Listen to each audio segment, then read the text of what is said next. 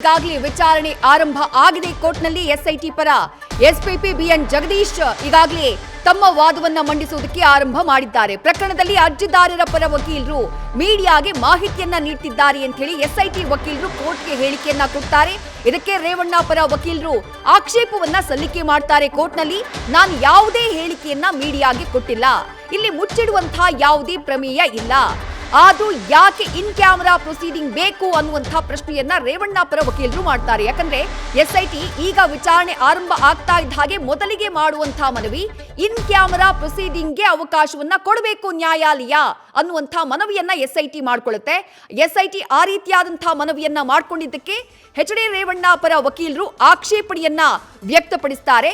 ಇನ್ camera proceeding ಯಾಕೆ ಬೇಕು, open court ನಲ್ಲಿ ನಡೆಯಲಿ ಅಂತ ಹೇಳಿ ಆಕ್ಷೇಪಣೆಯನ್ನ ಎಸ್ಐಟಿ ಸಲ್ಲಿಕೆ ಮಾಡುತ್ತೆ. ಬಳಿಕ ವಾದ ಮಾಡೋಕೆ ಈಗ ರೇವಣ್ಣ ಪರ ವಕೀಲರು ಆರಂಭ ಮಾಡಿದ್ದಾರೆ ಅನ್ನುವಂಥ ಮಾಹಿತಿ ಸದ್ಯಕ್ಕೆ ಲಭ್ಯವಾಗ್ತಾ ಇರೋದು. ಪ್ರಕರಣದಲ್ಲಿ ದೂರುದಾರ ಕೊಟ್ಟ ಹೇಳಿಕೆಯನ್ನ ಸದ್ಯ ಮೂರ್ತಿ ಡಿ ನಾಯಕ್ ಅವರು ಒತ್ತಿದ್ದಾರೆ. ಮೂರ್ತಿ ಡಿ ನಾಯಕ್ ಆರೋಪಿ ಎಚ್.ಡಿ. ರೇವಣ್ಣ ಪರ ಇರುವಂತಹ ಸೀನಿಯರ್ ಕೌನ್ಸಿಲ್ ಮೂರ್ತಿ ಡಿ ನಾಯಕ್ ಅವರು ಸದ್ಯ ಪ್ರಕರಣಕ್ಕೆ ಸಂಬಂಧಪಟ್ಟ ಹಾಗೆ ದೂರುದಾರ ಕೊಟ್ಟಂತಹ ಹೇಳಿಕೆ ಏನಿದೆ, ಅವರು ಕೆಆರ್ ನಗರ ಪೊಲೀಸ್ ಸ್ಟೇಷನ್ ನಲ್ಲಿ ಏನ್ ಎಫ್ಐಆರ್ ದಾಖಲಾಗಿದೆ ಈ ಕಿಡ್ನಾಪ್ ಕೇಸ್ಗೆ ಸಂಬಂಧಪಟ್ಟ ಹಾಗೆ ಅದನ್ನ ಓದುವಂತಹ ಕೆಲಸವನ್ನ ಸದ್ಯ ಕೋರ್ಟ್ ನಲ್ಲಿ ಮಾಡ್ತಿದ್ದಾರೆ ಅನ್ನುವಂತಹ ಮಾಹಿತಿ ನ್ಯೂಸ್ ಫಸ್ಟ್ಗೆ ಲಭ್ಯವಾಗ್ತಾ ಇರೋದು.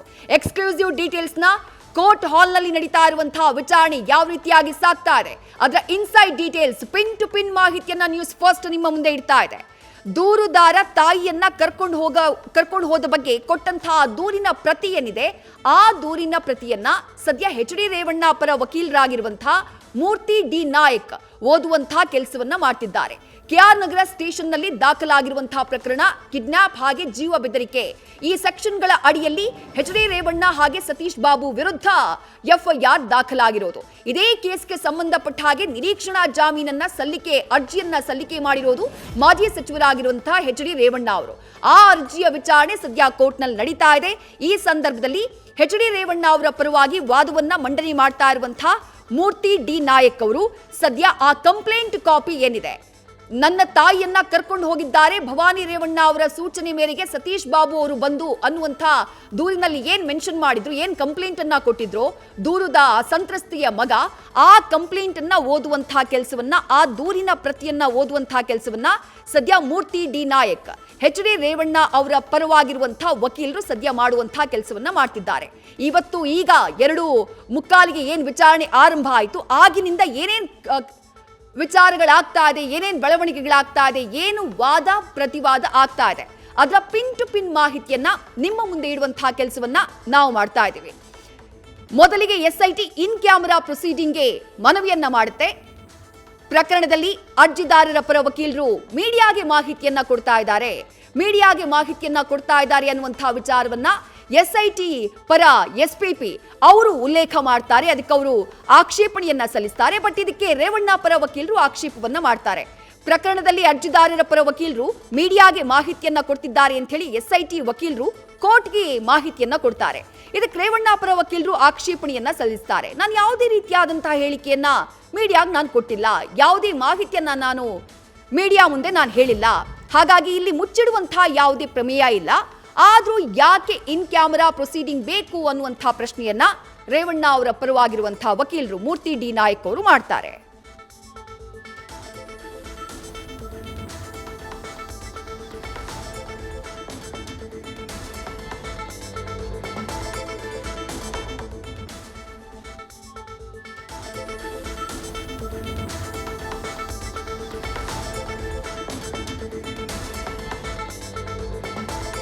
ಸದ್ಯ ಮಾಜಿ ಸಚಿವ ಎಚ್.ಡಿ. ರೇವಣ್ಣ ಪರವಾಗಿ ವಕೀಲರು ಸದ್ಯ ಅಲ್ಲಿ ತಮ್ಮ ವಾದವನ್ನ ಮಂಡನೆ ಮಾಡ್ತಿದ್ದಾರೆ. ನಾ ಆಗ್ಲೇ ಹೇಳಿದೆ, ಸತೀಶ್ ಬಾಬಣ್ಣ ಬಂದು ಕರ್ಕೊಂಡು ಹೋಗಿದ್ದ ಅಂತ ಹೇಳಿ ಆ ದೂರಿನಲ್ಲಿ ಏನ್ ಉಲ್ಲೇಖ ಮಾಡಿದ್ದಾರೆ, ಆ ಸಂತ್ರಸ್ತೆಯ ಮಗ ತಾವು ಕೊಟ್ಟಂತಹ ಕಂಪ್ಲೇಂಟ್ ಕೆಆರ್ ನಗರ ಠಾಣೆಯಲ್ಲಿ ಏನ್ ದೂರು ದಾಖಲಾಗಿದೆಯೋ ಆ ದೂರಿನಲ್ಲಿ ಸತೀಶ್ ಬಾಬಣ್ಣ ಬಂದು ಕರ್ಕೊಂಡು ಹೋಗಿದ್ದಾರೆ ಅನ್ನುವಂಥ ವಿಚಾರವನ್ನ ಆ ದೂರು ಸಂತ್ರಸ್ತೆಯ ಪುತ್ರ ಏನು ಉಲ್ಲೇಖ ಮಾಡಿದ್ರು ಅದನ್ನ ಮೆನ್ಷನ್ ಮಾಡ್ತಾ ಇದ್ದಾರೆ ಕೋರ್ಟ್ನಲ್ಲಿ. ರೇವಣ್ಣ ಅವರ ಪರ ವಕೀಲರಾಗಿರುವಂತಹ ಮೂರ್ತಿ ಡಿ ನಾಯಕ್ ಅವರು ನನ್ನ ತಾಯಿ ಪೊಲೀಸರಿಗೆ ಸಿಗಬಾರ್ದು ಅನ್ನುವಂತಹ ಕಾರಣಕ್ಕಾಗಿ ರಾತ್ರಿ 9 ಗಂಟೆಗೆ ಬಂದು ಸುಳ್ಳು ಹೇಳಿ ಕರ್ಕೊಂಡು ಹೋಗಿ ಕೂಡಿ ಹಾಕಿದ ಬಗ್ಗೆ ಆತ ಕೊಟ್ಟಂತಹ ಹೇಳಿಕೆಯನ್ನ ಸದ್ಯ ಅದನ್ನ ಓದುವಂತಹ ಕೆಲಸವನ್ನ ಎಚ್ ಡಿ ರೇವಣ್ಣ ಅವರ ಪರ ವಕೀಲರಾಗಿರುವಂತಹ ಮೂರ್ತಿ ಡಿ ನಾಯಕ್ ಅವರು ಮಾಡ್ತಿದ್ದಾರೆ. ಸದ್ಯ ಈ ಜಾಮೀನು ಅರ್ಜಿ ವಿಚಾರಣೆಗೆ ಸಂಬಂಧಪಟ್ಟ ಹಾಗೆ ಜಾಮೀನು ಅರ್ಜಿಯನ್ನ ಯಾಕೆ ಮಾನ್ಯ ಮಾಡಬೇಕು, ಎಚ್ ಡಿ ರೇವಣ್ಣ ಅವರಿಗೆ ಯಾಕೆ ನಿರೀಕ್ಷಣಾ ಬೇಲನ್ನ ಕೊಡಬೇಕು ಅನ್ನುವಂತಹ ವಿಚಾರಕ್ಕೆ ಸಂಬಂಧಪಟ್ಟ ಹಾಗೆ ಎಚ್ ಡಿ ರೇವಣ್ಣ ಅವರ ಪರ ವಕೀಲರು ಮೂರ್ತಿ ಡಿ ನಾಯಕ್ ಅವರು ತಮ್ಮ ವಾದವನ್ನ ಮಂಡಿಸುವಂತಹ ಕೆಲಸವನ್ನ ಸದ್ಯ ಮಾಡ್ತಿದ್ದಾರೆ.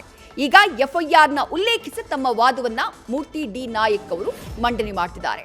ಇದೆಲ್ಲವೂ ಕೂಡ ಕೋರ್ಟ್ನ ಒಳಭಾಗದಲ್ಲಿ ನಡೀತಾ ಇರುವಂತಹ ಪ್ರೊಸೀಡಿಂಗ್ಸ್.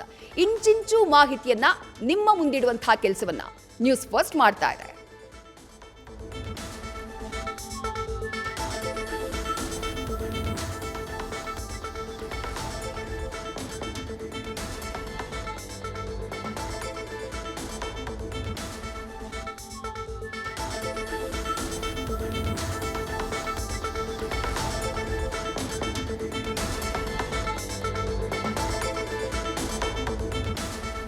ಮಹತ್ವದ ಅಪ್ಡೇಟ್ ಲಭ್ಯವಾಗ್ತಾ ಇದೆ. ಕೋರ್ಟ್ನಲ್ಲಿ ನಡೀತಾ ಇರುವಂತಹ ಪ್ರೊಸೀಡಿಂಗ್ಸ್ಗೆ ಸಂಬಂಧಪಟ್ಟ ಹಾಗೆ ನಾನಾಗಲೇ ಹೇಳಿದೆ, ಕೆಆರ್ ನಗರ ಸ್ಟೇಷನ್ನಲ್ಲಿ ಆ ಸಂತ್ರಸ್ತೆಯ ಮಗ ಕೊಟ್ಟಂತಹ ಕಂಪ್ಲೇಂಟ್ ಏನಿದೆ, ಆ ಕಂಪ್ಲೇಂಟ್ನ ಕಾಪಿ, ಆ ಎಫ್ಐಆರ್ನ ಕಾಪಿಯನ್ನ ಓದ್ತಾ ಇದ್ರು ಎಚ್ ಡಿ ರೇವಣ್ಣ ಪರ ವಕೀಲರಾಗಿರುವಂತಹ ಮೂರ್ತಿ ಡಿ ನಾಯಕ್.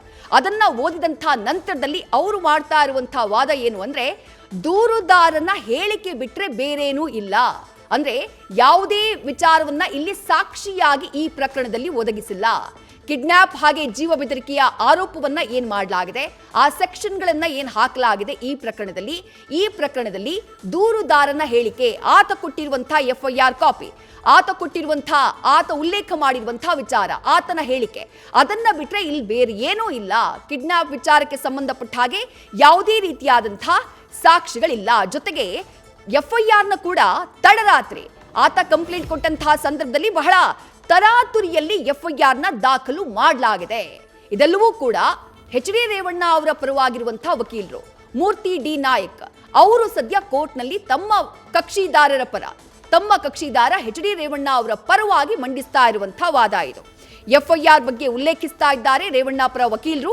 ಅವ್ರು ಹೇಳ್ತಿದ್ದಾರೆ, ಮೊನ್ನೆ ಏಪ್ರಿಲ್ 29ನೇ ತಾರೀಕು ನನ್ನ ತಾಯಿಯನ್ನ ಕರ್ಕೊಂಡು ಹೋದ್ರು, ಏಕಾಏಕಿ ಭವಾನಿ ರೇವಣ್ಣ ಅವ್ರು ಹೇಳಿದ್ರು ಅಂತ ಹೇಳಿ ನನ್ನ ತಾಯಿಯನ್ನ ಕರ್ಕೊಂಡು ಹೋದ್ರು, ಪೊಲೀಸ್ನವರಿಂದ ತಪ್ಪಿಸೋದಕ್ಕೆ ಅಂತ ಹೇಳಿ ನನ್ನ ತಾಯಿಯನ್ನ ಕರ್ಕೊಂಡು ಹೋದ್ರು ಅಂತ ಹೇಳಿ ಆ ಸಂತ್ರಸ್ತೆಯ ಮಗ ಕೆಆರ್ ನಗರ ಪೊಲೀಸ್ ಸ್ಟೇಷನ್ ನಲ್ಲಿ ಏನ್ ದೂರನ್ನ ಕೊಟ್ಟಿದ್ದಾರೋ ಆ ದೂರಿಗೆ ಸಂಬಂಧಪಟ್ಟ ಹಾಗೆ ತಡರಾತ್ರಿ ಬಹಳ ತರಾತುರಿಯಲ್ಲಿ ಎಫ್ಐಆರ್ನ ದಾಖಲು ಮಾಡಿದ್ದಾರೆ ಪೊಲೀಸರು.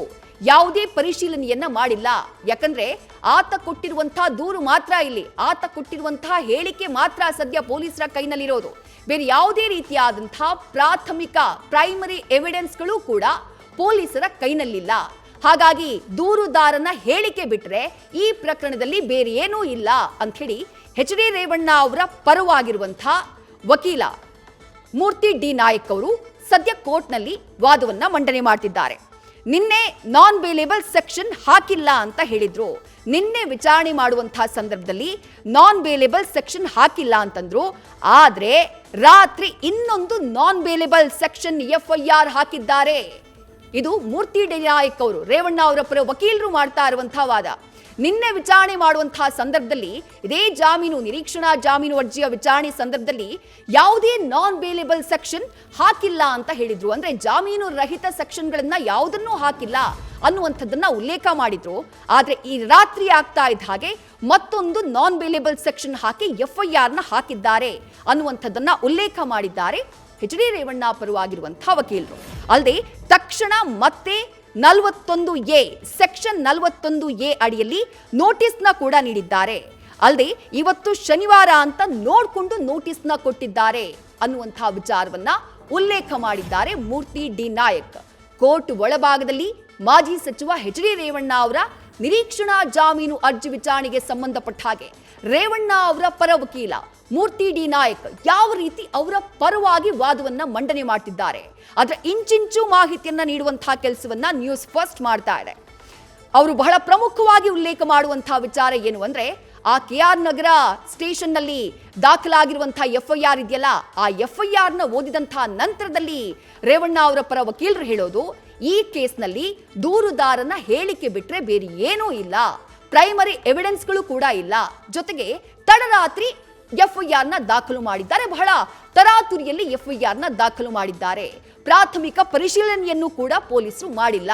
ಇದು ಎಚ್ ಡಿ ರೇವಣ್ಣ ಅವರ ಪರವಾಗಿರುವಂತಹ ವಕೀಲರು ಮಾಡ್ತಾ ಇರುವಂತಹ ಆರೋಪ. ಜೊತೆಗೆ ನಿನ್ನೆ ಜಾಮೀನು ಅರ್ಜಿ ವಿಚಾರಣೆಯ ಸಂದರ್ಭದಲ್ಲಿ ನಾನ್ ಬೇಲೇಬಲ್ ಸೆಕ್ಷನ್ಗಳನ್ನ ಹಾಕಿಲ್ಲ ಅಂತ ಹೇಳಿದ್ರು. ಆದ್ರೆ ರಾತ್ರಿ ಆಗ್ತಾ ಇದ್ದ ಹಾಗೆ ನಾನ್ ಬೇಲೇಬಲ್ ಸೆಕ್ಷನ್ ನ ಹಾಕಿ ಎಫ್ಐಆರ್ನ ದಾಖಲು ಮಾಡಲಾಗಿದೆ.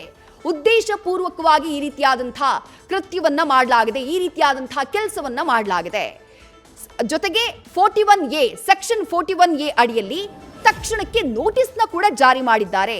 ಇವತ್ತು ಶನಿವಾರ ಅಂತ ಹೇಳಿ ನೋಡ್ಕೊಂಡು ನೋಟಿಸ್ನ ಜಾರಿ ಮಾಡುವಂತಹ ಕೆಲಸ, ಎಚ್ ಡಿ ರೇವಣ್ಣ ಅವರಿಗೆ ನೋಟಿಸ್ನ ಕೊಡುವಂತಹ ಕೆಲಸವನ್ನ ಮಾಡಲಾಗಿದೆ ಅನ್ನುವಂತಹ ವಿಚಾರವನ್ನ ಉಲ್ಲೇಖ ಮಾಡಿದ್ದಾರೆ. ಅನ್ನುವಂತಹ ವಿಚಾರವನ್ನ ಪ್ರಸ್ತಾಪಿಸಿ ತಮ್ಮ ಕಕ್ಷಿದಾರರ ಪರವಾಗಿ ವಾದವನ್ನ ಮಂಡನೆ ಮಾಡ್ತಿದ್ದಾರೆ ಮೂರ್ತಿ ಡಿ ನಾಯಕ್ ಅವರು. ಎಚ್ ಡಿ ರೇವಣ್ಣ ಅವರ ಪರ ವಾದವನ್ನ ಮಂಡನೆ ಮಾಡ್ತಿದ್ದಾರೆ ಮೂರ್ತಿ ಡಿ ನಾಯಕ್.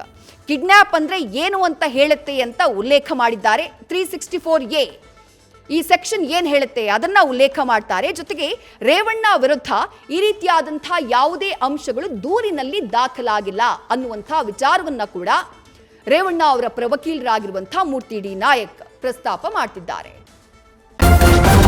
ನ್ಯೂಸ್ ಫಸ್ಟ್ ನಿರ್ಭೀತಿಯಿಂದ ನಿಮ್ಮ ಪರವಾಗಿ.